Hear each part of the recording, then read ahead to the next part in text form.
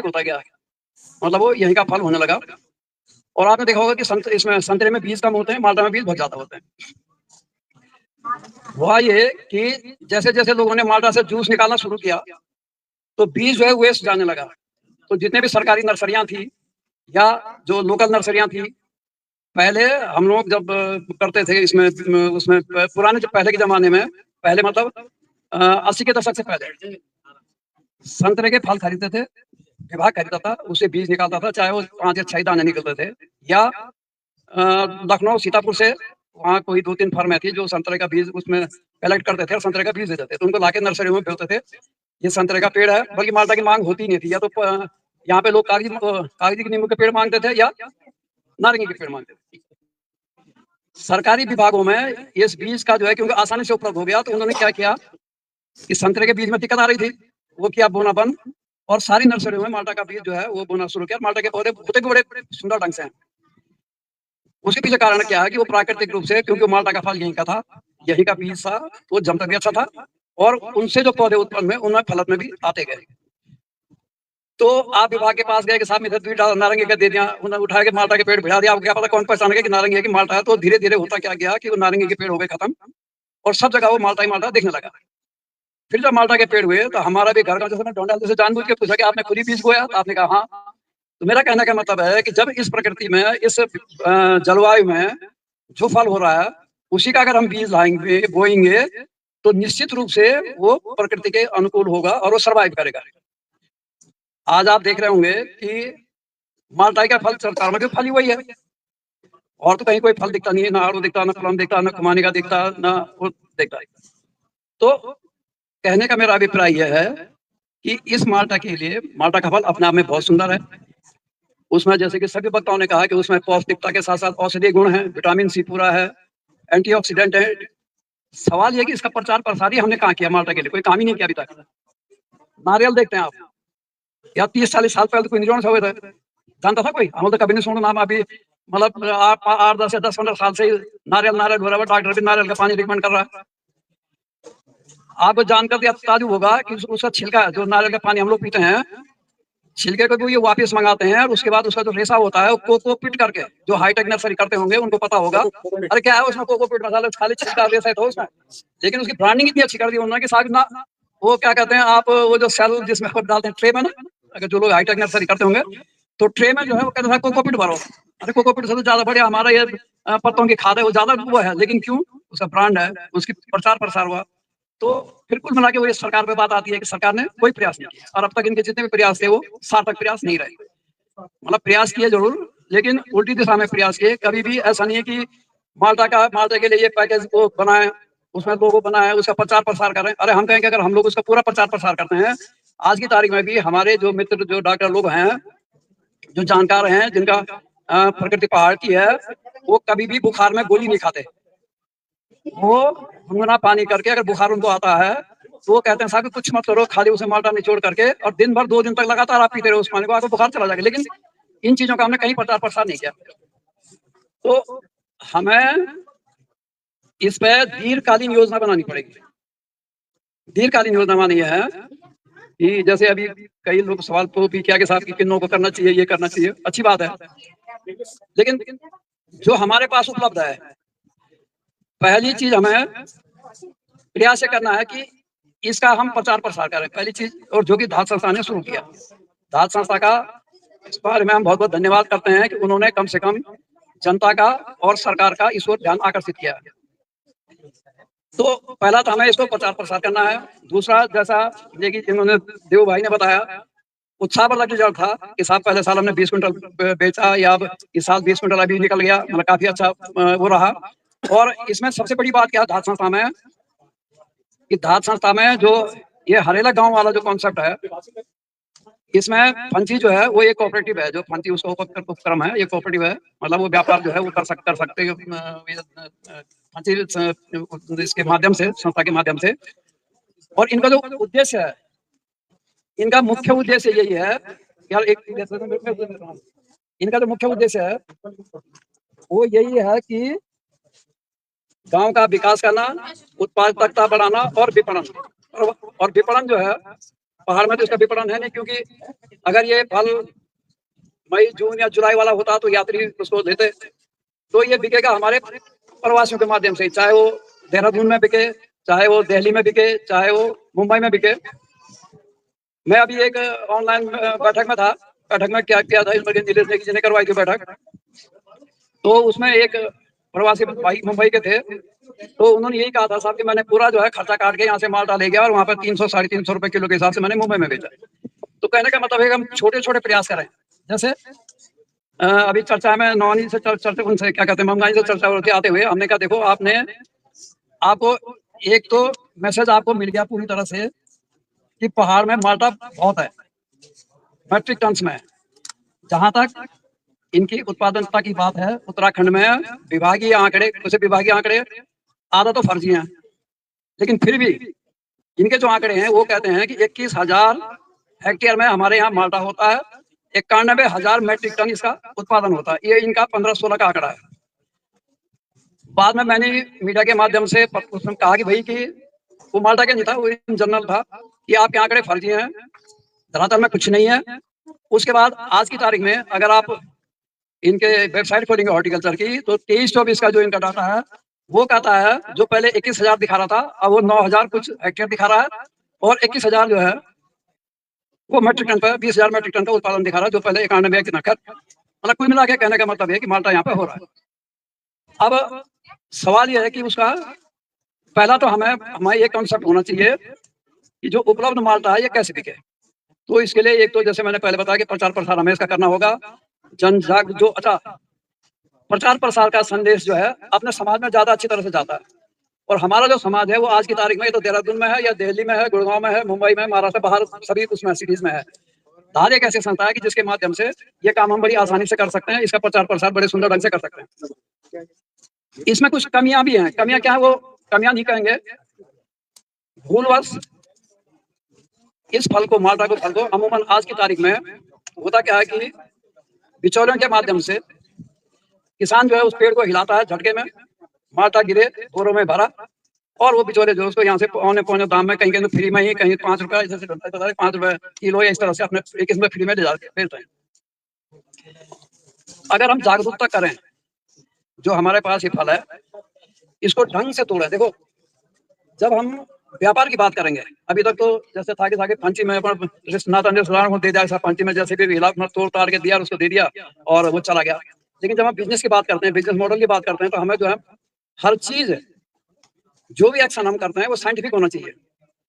अब थोड़ा हमको जो आने वाले समय में, अभी तो खैर इसी के विपणन की हम बात करेंगे, आने वाले समय में हम उनको बता सकते हैं कि यार कि अगर आप हाथ पे ग्लव्स पहनो, सीढ़ी पे लगा के उस पर चढ़ करके सिकेटर से थोड़ा डंडी भी साथ में रखो, उस फल को आप रखेंगे तो उसकी शेल्फ लाइफ जो हफ्ते में खराब होने को तो 1 महीने तक तो वैसे ही रूम टेम्परेचर पर रहेगा। तो इस तरह के अभिनव प्रयोग अगर हम, क्योंकि किसान को नहीं पता, उस बेचारे को थोड़ी ना पता, उसको तो ये कि जब बिकना ही नहीं इसने तो हिला के तोड़ेगा। वो धात संस्था के माध्यम से मेरा यही आग्रह रहेगा कि वो इस तरह की ट्रेनिंग प्रोग्राम छोटे छोटे रखें। और ट्रेनिंग में देने की क्या जरूरत है, वो तो आपके साथ जितने भी लोग जुड़े हैं, जो उत्पादक जुड़े हैं, उनको वीडियो के माध्यम से कि आप तोड़ भी रहे हैं। तो मैं कल देख रहा था एक गैरसैंण में किसी ने विचार में बड़े उत्साह से वीडियो भेजा मेरे को कि साहब मैं फल तोड़ रहा हूँ, लेकिन यूं खींच रहा था उसको जैसे कि पेड़ मना कर रहा है, वो कह रहा कि नहीं तो आ जाए इधर, जबकि तरीके उसके पकड़ के एंटी क्लॉकवाइज आप घुमाएं तो अपने आप गिर टूट जाएगा और उसकी नोक जो है ना वो नहीं निकलती। तो ये छोटी छोटी चीजें हमें लोगों को बतानी पड़ेंगी। फिर तो अभी इनसे मंगाई से मेरी बात हुई थी रास्ते में कि अगले साल हम क्या करेंगे कि 10-15 ज्यादा भी नहीं है, 10-15 हजार रुपए खर्च करके कार्टेज पेटियां बनवा देंगे, बहुत सस्ती पड़ जाती है, 7 या 8 रुपए एक पेटी की कीमत आती, ज्यादा भी नहीं आती। और जैसे हमारे पास ये ऊर्जावान जो है डोबराल जी, हरीश डोबराल जी हैं, जो ये प्रयास कर रहे हैं। अभी मेरे ख्याल से 12 तारीख या कब है आपका प्रोग्राम वहाँ गाजियाबाद में। तो गाजियाबाद में हम इस तरह से ना भेजें, देखो ग्राहक बिल्कुल तैयार बैठा, खरीदार वो कभी आपसे रेट पूछने को तैयार नहीं है। ऐसे ऐसे वो हैं। एक तो जब हम अपने समाज के पास जाएंगे उस आइटम को लेकर के, तो एक तो उसकी भावनात्मक ये रहेगा कि भाई ये पहाड़ का फल है, मेरे गढ़वाल का फल है या मेरे कुछ जिले का फल है, तो देने में, पैसे देने में देर नहीं करेगा। दूसरा, आजकल सबसे बड़ा कॉन्सेप्ट है ऑर्गेनिक फार्मिंग का। तो ऑर्गेनिक प्रोड्यूस वो प्रोड्यूस है कि जो बाजार में लेबल लगा के बिकता है। वो तो कैसे सर्टिफिकेट पाते हैं, क्या पाते हैं, भगवान ही जाने। लेकिन यहाँ का जो माल्टा है वो सचमुच में ऑर्गेनिक है, इसलिए है एक तो पुराने माल्टा के जो यहाँ के पेड़ थे उन्हीं के बीज से वो पौधा बना। इसमें किसी भी तरह का क्या, जब उसे इनका महीने से क्यों डाला, उसका खाद पानी डालेगा ही नहीं, ना उसमें कोई बीमारी इस तरह की आती है। तो इस प्रकार से इसको हम पूरा प्रचारित करें। और उसमें गवर्नमेंट में ऑर्गेनिक फार्मिंग के भी कॉन्सेप्ट हैं, उसके अलग अलग हैं। एक तो थर्ड पार्टी मॉनिटरिंग करके उसका एपीडा से उसके माध्यम से कराते हैं, वो तो बहुत महंगा पड़ता है। लेकिन एक दूसरी स्कीम होती है कि पार्टिसिपेटरी गारंटी स्कीम, पीजीएस हम लोग कहते हैं। तो उसमें अगर कंज्यूमर का, आपका कंज्यूमर का और प्रोड्यूसर का बीच के आदमी के माध्यम से, बीच के नहीं जाने आवाज आ रही, वैसे नहीं आ रही, तो उसके माध्यम से भी अगर सर्टिफिकेट की जरूरत नहीं है, अगर पड़ती भी है तो पीजीएस के माध्यम से आप लोग उसको करवा सकते हैं। साउथ में बहुत चलता है, साउथ में जो ऑर्गेनिक फार्मिंग करते हैं तो वो लोग जो है अपने खेतों में कंज्यूमर को दिखाते हैं कि साहब हम लोग डेली डायरी मेंटेन करते हैं कि आज हमने ये डाला, आज हमने उसकी सिंचाई की, आज हमने ये खाद डाली थी, कंपोस्ट डाली, पूरा जो है। तो वो भी मान्यता प्राप्त है अपने देश में। बाहर तो नहीं बेच सकते, बाहर तो पूरा आपका वो डॉक्यूमेंटेशन को मांगते हैं, लेकिन अपने देश में इसको कर सकते हैं। तो कहने का मतलब है कि 2-3 चीजें हमारे पास प्रकृति हमारे पास सबसे इंपॉर्टेंट फैक्टर है। और इसको हम किस तरह से ब्रांडिंग कर रहे हैं, किस तरह से प्रसारित कर रहे हैं, पहले अपने समाज में हम करेंगे। और उसके लिए ये हरीश गोबराल जी जैसे लोग हैं, ये आराम से इसको जो है कर सकते हैं, बहुत बड़ा प्लेटफॉर्म है। तो मैं सबसे ये अनुरोध करूंगा कि इससे पूरी तरह से जुड़े। दूसरा जो है, जो मैं ये कह रहा था कि अगर हम छोड़ उसका उसमें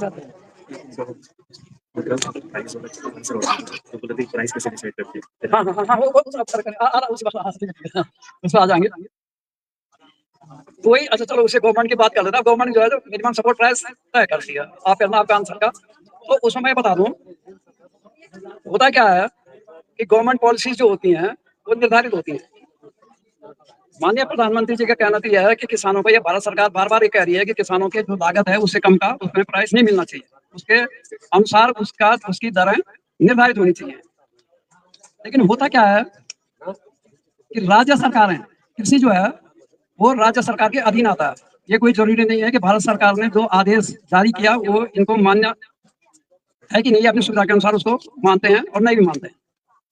मतलब जैसे डिफेंस की बात होगी, फाइनेंस की बात होगी, कुछ भी बात ऐसे होते हैं कि जो सीधे भारत सरकार ने आदेश कर दिया तो सब स्टेट को मान्य होती है। लेकिन कृषि एक सेक्टर ऐसा है कि वो सरकार पर डिपेंड करता है।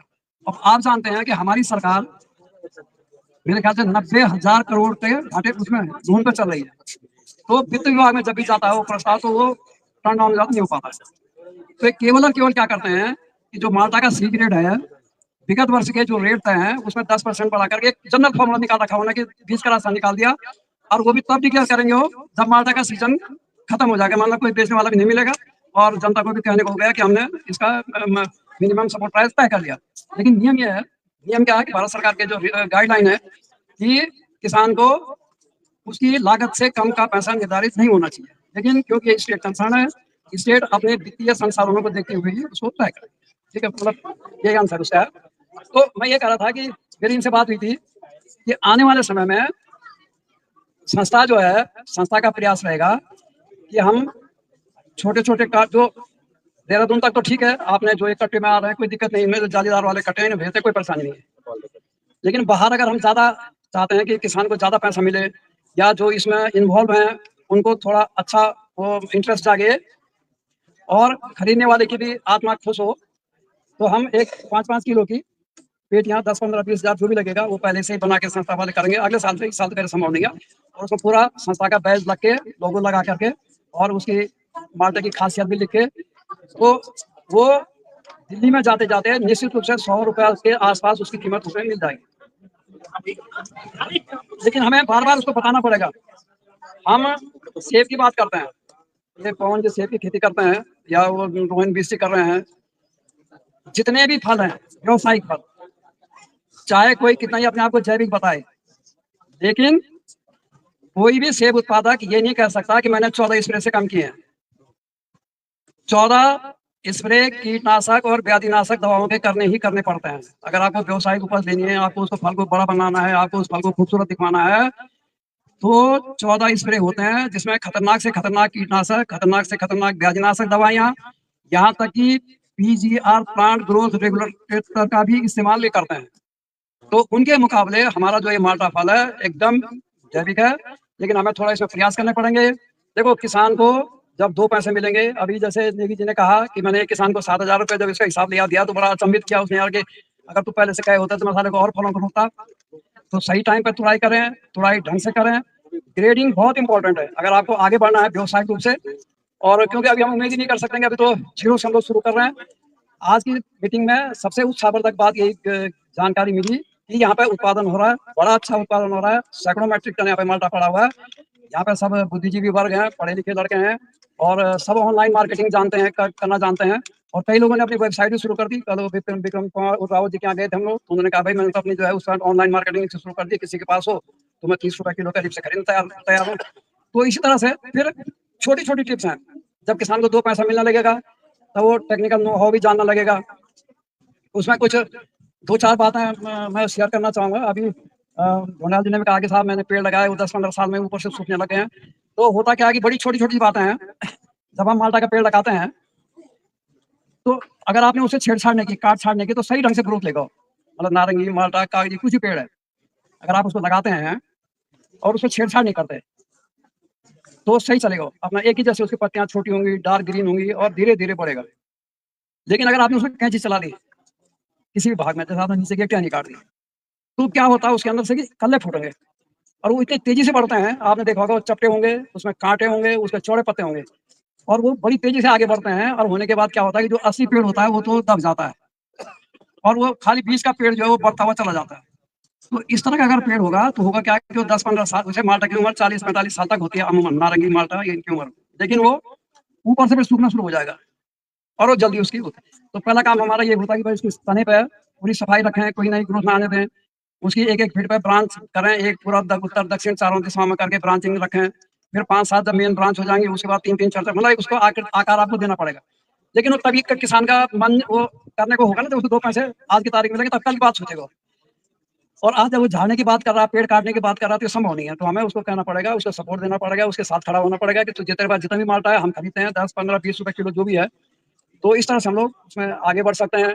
फिर कुछ चीज़ें बहुत साधारण सी चीज़ें हैं कि जिन किसानों के पास भी जो माल्टा ग्रोवर हैं, मेरा उनसे अनुरोध है वो कुछ ना करें तो कम से कम जितने भी आसपास के झाड़ झंकार पत्ते पुत्ते सूखे हैं उनके उसको खाली ना रखें, हौला उसका। तो उससे होगा क्या, गर्मी पड़ेगी तो सॉइल का तापमान ठंडा रहेगा, जिससे कि जो जमीन में जो तत्व उपलब्ध हैं, पौधों को 16 तत्वों की आवश्यकता होती है, तो करीब आवश्यक तत्व तो बहुत ज्यादा हुए, तो उनको अवशोषित करने की उसमें क्षमता बढ़ेगी, उचित तापमान मिलेगा। जाड़े होंगे तो जाड़ों में नीचे का तापमान गर्म रहेगा, मॉइस्चर बना रहेगा। उसके अलावा चूना जरूर डालें, प्रति वर्ग मीटर के हिसाब से 100-100 ग्राम चूना जो लोग कर सकते हैं वो इसी समय से करना शुरू करते हैं। 100 ग्राम चूना लें पतला सा, और वो बारीक करके पीस के, और 100 ग्राम प्रति वर्ग मीटर के हिसाब से। तो आप देखेंगे कि अगले साल जो फलत आएगी ना बहुत सुंदर आएगी, साइज भी बढ़ेगा, जूस भी मीठा होगा। अगर आपके पास पोटासी खाद उपलब्ध है तो पोटास डालिए, पोटास नहीं है तो राख आप डाल सकते हैं, सबसे बढ़िया इसमें पोटास है। इसके अलावा जो है इस सीजन में आपको वैसे बीमारियां कम आती होंगी, लेकिन फिर भी ये जो बाजार में नीला थोथा मिलता है वो हर एक पेड़ में दिसंबर के महीने में जो नीला थोथा मिलता है बाजार में, और चूना मिलता है, तो आप 5 लीटर पानी एक बाल्टी में नीला थोथा पीस करके उसमें भिगा दें, दूसरी बाल्टी में 1 किलो जो है चूना भिगा दो, सुबह के टाइम में दोनों को मिला दो। तो वो जो है उसको हम लोग बोर्डो बोर्डो पेस्ट कहते हैं। उसको पूरे तने पे मतलब 10 लीटर पानी में 1 किलो चूना और 1 किलो नीला थोथा आप मिला दें। चाहे आपके पास आम का पेड़ है, लीची का पेड़ है, माल्टा का पेड़ है, कोई भी है, दिसंबर माह से पहले पहले उसको आप जरूर उसकी पुताई कर देंगे तो आधे कीड़े जो है बीमारी आपकी वैसे ही कम हो जाएगी। तो हमें जो है पहला प्रश्न ये हमारा कि जो हमारा उपलब्ध माल्टा है उनको कैसे बेचें। दाल संस्था आ गया ही, इसके माध्यम से आप उसको कर सकते हैं। दूसरी बात जो है, देखो बाग लगाने का एक बड़ा प्रश्न किया था, नौवानी जी ने कहा था कि साहब के बाजार में किन्नू आता है उसकी तरफ जाना चाहिए। तो निश्चित रूप से जब हम बाग लगाते हैं तो पहला सिद्धांत हमारा ये होता है कि हम क्षेत्रफल की, उसके क्षेत्र विशेष की ऊंचाई को ध्यान में रखते हुए, पहाड़ी की ढलान को ध्यान में रखते हुए, उसकी जमीन की पीएच मान देखते हुए और बाजार की उपलब्धता के अनुसार हम जातियों का चयन करते हैं।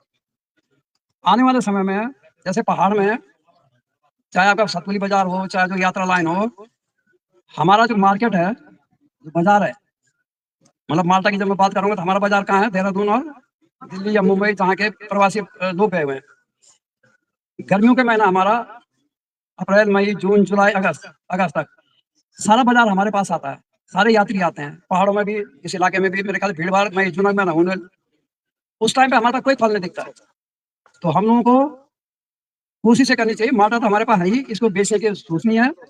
दूसरा, हमको आड़ू, प्लम, खुमानी पर ध्यान देना होगा। सेब केवल वहीं लगाना होगा जो 6000 से ऊपर है और जो दक्षिण ढलान को ना हो, क्योंकि दक्षिण ढलान पर लगाएंगे तो निश्चित रूप से उसमें कैंकर भी आएगा, कई तरह की बीमारी आएंगे। और मेरा जो जो नए लड़के आए हैं, आ रहे हैं, तो काफी उत्साह में रहते हैं और काफी जोश और खरोश में अपना पैसा भी इन्वेस्ट कर देते हैं। तो मेरा उनसे यही अनुरोध रहेगा कि निश्चित रूप से पहले वो आस पड़ोस में देख लें, मतलब खुद ही एक्सपेरिमेंट न करें, क्योंकि खाली पैसा बर्बाद करना होगा। सोच समझ के ही और विचार विमर्श करने के बाद जो सफलता की कहानियां जिन लोगों की, उनको देख लें और उसके बाद ही उसमें करें। तो उसके बाद हम लोग धीरे धीरे स्टोन फ्रूट्स की तरफ हम लोग जा सकते हैं। माल्टा की मैं कह रहा था कि इसकी नर्सरी बनानी बहुत आसान है। जब प्रकृति हमको कह रही है कि माल्टा सर्वाइव, मतलब इसका सबसे बढ़िया सर्वाइवल माल्टा का है। सवाल थोड़ा इसकी गुणवत्ता का। देखो, जिस चीज की भी मार्केट वैल्यू होगी उसका नाम जरूर होगा। माल्टा एक कॉमन शब्द है, उसमें कई जातियां, जैसे ब्लड रेड है, वाशिंगटन लेवल है, जाफा है, जो कि दिखने में भी अट्रैक्टिव होती हैं, लाल उसमें रंग कलर की होती हैं, उनका जूस थोड़ा मीठा होता है, कई तरह की होती है। लेकिन ये जो हमारा माल्टा है, इसको माल्टा कॉमन बोलते हैं, मतलब इसकी कोई जात नहीं है। जैसे मैंने पहले भी कहा कि अपने से ही हुआ, प्रकृति की देन है, ये किसी विवाह का मिशन या किसी उसका कुछ नहीं है, ये धीरे धीरे उससे उत्पत्ति हुई है। हम एक काम कर सकते हैं, सरकार को भी बार बार कोसना, उनकी भी अपनी राजनीतिक जिम्मेवारियां होती हैं, उन्होंने वोट से लेना देना, उन्हें कोई किसी से मतलब तो इस तरह का नहीं है कि साहब आप बिल्कुल वो क्षेत्र का रहता है, ध्यान दे रहता है, लेकिन मेन ध्येय ये है कि कैसे हम वोट प्राप्त करें। तो उस पर न चर्चा करके हम स्वयं खड़े हों। जैसे दास संस्था ने ये मार्केटिंग वाली बात की, बहुत अच्छी बात है। तो थोड़ा सा जैसे फील गुड सुंदयाल जी हैं या और लोग, अन्य लोग हैं जो थोड़ा इसमें रुचि रख रहे हैं, बागवानी विकास में रुचि रख रहे हैं, माल्टा में या नारंगी पे या अखरोट के जो भी अच्छे पेड़ आपको दिखते हैं यहाँ पे, विशेष रूप से माल्टा की बात करूँ क्योंकि ये माल्टा का सीजन है, अखरोट की बात सितंबर में बताऊंगा मैं आपको। आप करिए, जिस पेड़ में माल्टा का साइज अच्छा है, थोड़ा मीठा है, आप उसके बीज निकालिए, जूस बेचिए, खाइए, जो भी करिए, और बीज निकालने के बाद तुरंत उसकी बुआई कर दीजिए। सीट्रस फ्रूट पे सबसे अच्छी बात यह है कि हमें कलमी पौधे बनाने की जरूरत नहीं पड़ती। कलमी पौधे के माने हैं कि वो true to the type behave करे, मतलब कलमी पौधे में इसे बनाते हैं कि जिस तरह का वो मातृ वृक्ष है उसी तरह का पौधा हमें प्राप्त हो, वो कलमी पौधा हुआ। चाहे वो मतलब वेजिटेटिव बडिंग से, ग्राफ्टिंग से, कटिंग से, किसी भी तरह से, शक्कर से, जितने भी नींबू वर्गीय फल हैं, चाहे कागजी है, माल्टा है, संतरा है, आप अगर कभी बोया बीज आप लोगों ने बीज ध्यान दिया कभी? एक बीज बोते कितने पेड़ निकलता है? नहीं दिया ध्यान? हाँ, अगर आप इसका एक बीज बो के देखना गौर से, माल्टा का, नारंगी का, कागजी का, एक दाना आप बीज बोएंगे, एक एक दाने करके देखना, जब ये फरवरी मार्च अप्रैल में जमना शुरू हो जाता है, जैसे गर्मी पड़ेगी, मतलब इसमें बोया, इसको बोना तुरंत पड़ता है, यानी कि घाम सुखा कर तब बोतना तब ही जमेगा। उसके अंदर ऐसा कुछ मतलब हार्मोन होते हैं कि वो तुरंत उसको बोएंगे, वो तभी जमेगा, और उसको बोने के बाद उसमें घास बिछा दीजिए और ये मार्च अप्रैल से जमना शुरू हो जाएगा। तो आप गौर से देखेंगे उसमें एक बीज में 2 या 3 पौधे निकलेंगे, एक पौधा बारीक होगा, उसको हम जाइगोटिक सीड कहते हैं, मतलब वो परागित होगा, पर परागित होगा, कहीं से पौधा ना। तो वो अगर उस पौधे को आप पान पाएंगे तो उसमें तो डर है कि वो पौधा आपका मतलब दोनों के गुण का होगा। दो जो पौधे निकलेंगे, एक या दो अन्य जो पौधे निकलेंगे, वो ट्रू टू द टाइप होंगे, उनको हम न्यू सेलर सीडलिंग कहते हैं, मतलब वो भी एक किस्म से वेजिटेटिवली ग्रोथ करते हैं, वो जाइगोटिक नहीं होते। तो जब भी आप माल्टा का बीज, जो अच्छा पेड़ है, उससे आप उसका बीज निकालिए, बीज निकालने के बाद उसको तुरंत बो दीजिए, उसको घास से, पुआल घास से उसको ढक दो। मार्च अप्रैल में जैसे ही जमता है, जमने के बाद बीज को जब बोएंगे तो गुच्छे में मत बोना, थोड़ा दूर दूर करके बोना, आपको अंदाज भी आ जाएगा कि एक बीज में कितने निकले। उसके बाद जब आप उस नर्सरी को शिफ्ट करेंगे तो धीरे से जो बारीक वाला, जो पहला जो निकला किनारे वाला, जब बीज ना, तो बीज के जहाँ से अंकुरित होता है, जो पहला जो निकला वो बारीक होगा, उसके बाद वाला जो है वो बड़ा होगा, बड़े तेजी से बढ़ता है।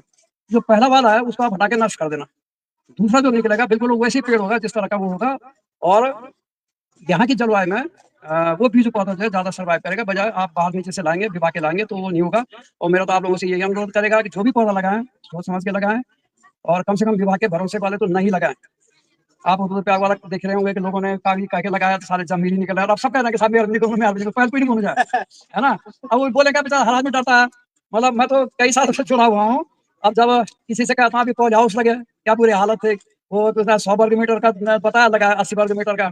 एक मैं किस्सा सुना, कभी तो बड़ा ताजुब होता है कि हमारे जनप्रतिनिधि या हमारे कितने मतलब उस तरह के हैं। कल दिखा ब्लॉक छमिचा में मेरा गाँव है, तो ये घर में कोई फंक्शन था, तो बड़ा बड़ा आदमी आया था मैं, ऐसी चर्चाएं हुई थी, एक दो ने कहा साहब पॉली हाउस लगा दिया हमने, ये है वो है, क्या क्या होता है कैसे होता है बताने लगा। तो मेरे को पता था कि ये 1 लाख का पॉली हाउस है, तो इसमें क्या क्या चीजें मिलनी होती हैं। तो मैंने उनसे पूछा, बड़े अच्छे पद पे थे अपनी पार्टी के, तो मैंने उनसे पूछा, मैं बोला चाचा जी क्या क्या मिला आपको उसमें, टंकी टंकी दी, वो धीरे से मेरे को मुड़ के बना, और वो एक बोलूँ चाह क्या मैं नहीं बोला, मिल तुम थे दिया। अरे मैंने कहा इसकी बुद्धि का इसको तो सबको बताना चाहिए था भाई अरे मैंने कहा वो तो इसमें ये है भैया, ये टिप लगना है 100 वर्ग मीटर में इसको लगना है, इसकी हाइट जो है 10 फीट से ऊपर होनी चाहिए है। तेरा तो मैंने कहा दिखाने लेगा, मैंने तेरा तो 9 फीट से ऊपर आई नहीं है, तो अंदर डालेगा तो गर्मी पड़ेगी सब चला जाएगा। और वो वही है तो आपके जब गर्मी पड़ी तो जिन बेचारों के पॉली हाउस के अंदर जितने टमाटर थे सिकम थे सारी खत्म हो गई, सूख गई, या वो फूल आए उन्हें फलने लगे, क्योंकि पॉली हाउस की तो हाइट होनी चाहिए 12 फीट, वो कर दी उन्होंने 10 फीट पर खत्म। तो मेरा कहने का मतलब है कि जागरूकता बहुत जरूरी है, सब लोगों को जागरूक होना पड़ेगा, संगठित रूप से करना पड़ेगा, क्योंकि व्यक्तिगत आदमी कभी भी किसी सरकार की या किसी संस्था की शिकायत करने में डरता है। तो आप लोग जो है इकट्ठा हुए, बहुत सुंदर बढ़िया लोग बोल रहे हैं, और कभी भी किसी तरह का कोई प्रश्न उठना हो तो आप लोग कर सकते हैं। और मेरे ख्याल से मैं चाहता हूँ कि जल्दी खत्म हो, बार बार गरीबी दिखा रहे हैं।